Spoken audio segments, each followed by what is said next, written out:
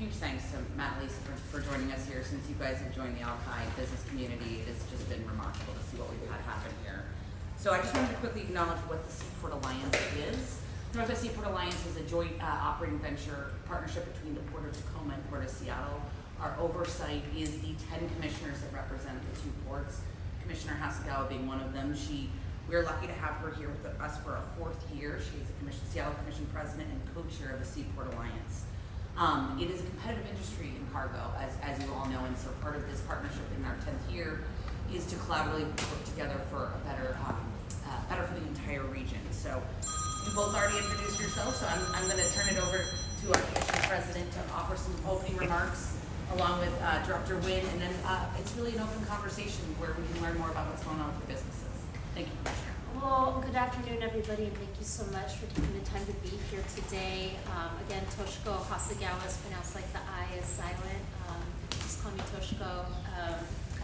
I wanted to thank you so much for hosting this convening today. I actually have never been here. His kids play here all the time. Mine are small, so we'll make our way over the next couple years, I promise. But really glad for this opportunity to be able to sit and listen and learn from you all. Just a little bit that's already been touched on. Northwest Seaport Alliance is a joint venture between the Port of Seattle and the Port of Tacoma that oversees terminal operations for our gateway. And we've been really closely following what's been going on with tariffs and the impact of the uncertainty and the environment that we've all been trying to operate in. As the Port Authority, we lease our cargo terminal to marine terminal operators. Those customers in turn have direct agreements with ocean carriers.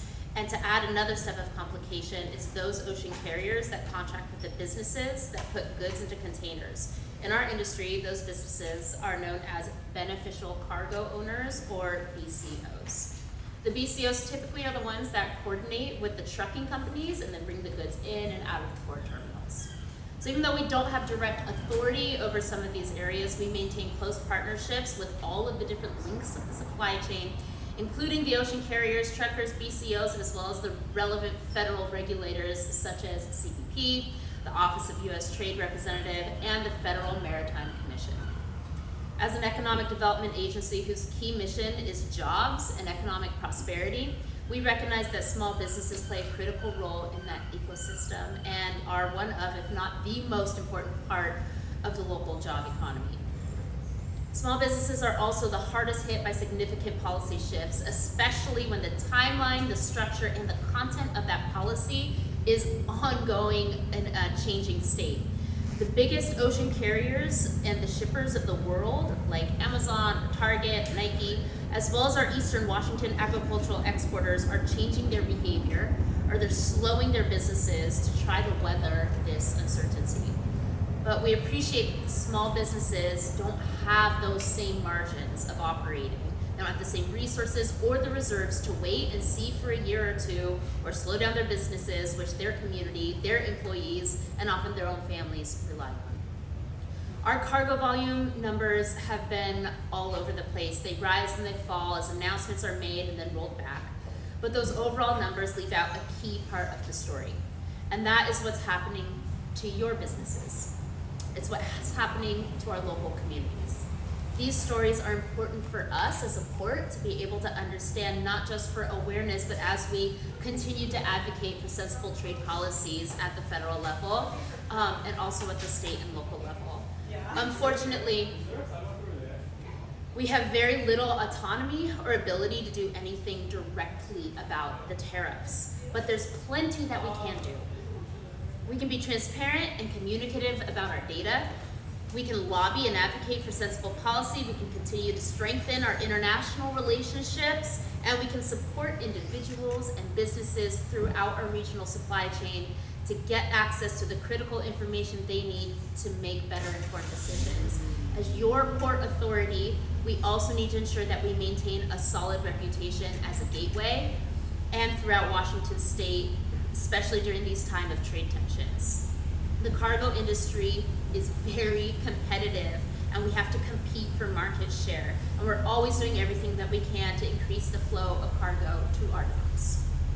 Your stories are incredibly important for us to hear and share with other policymakers as we communicate the breadth of the impacts that all of us are experiencing. So I'd like to thank you again for being here today, and with that, I'm going to pass it over to Commerce Director Joe Nguyen. Perfect.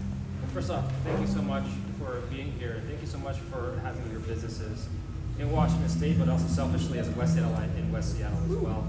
We spent a lot of time in your arcade. Kids love it very much. We've gone paddleboarding at your shop as well. My kids are looking at your shop for fishing. So that's like the next endeavor that we're going to have. But truly, I think for us in Washington, we are inherently a trade-dependent state. A lot of what we do relies upon goods and commerce across our borders as well. Commerce, as an agency, we manage about 485 programs across about $8 billion on behalf of people of Washington State. And a lot of that actually is for small businesses as well. We've stood up things like the Small Business Resiliency Network to help folks through the pandemic. We've piloted kind of innovative loans where it's based off how much you make, not a fixed amount. And we also do a lot of technical assistance as well. And in this endeavor, in terms of how do we react to the federal issues that are being deployed to us right now, is we're just trying to keep track of how do we actually help people in a very tangible way. There's no way that we as a state will be able to mitigate a global economic fight, but we can at the very least try to better understand your day-to-day operations, how we can make sure that your lives are at the very least a little bit better, or if there are things that we can do to help streamline permitting or process here to mitigate some of that as well. So again, just more appreciative for the opportunity, Commissioner Hasegawa, for the opportunity to be here with you, to talk to our community leaders that are running our businesses here. But at the end of the day, if there are things that we can do to help, we want to know. If there are things we can do to help provide more information, we want to know as well. And I know that the governor is very keen on these efforts. He yesterday had a press conference regarding some of the impacts that we had with the federal delegation or the federal administration imposing things on us, and he's very passionate about serving people in Washington State. So I'll bring that back to him, but really just want to say thank you and looking forward to this conversation.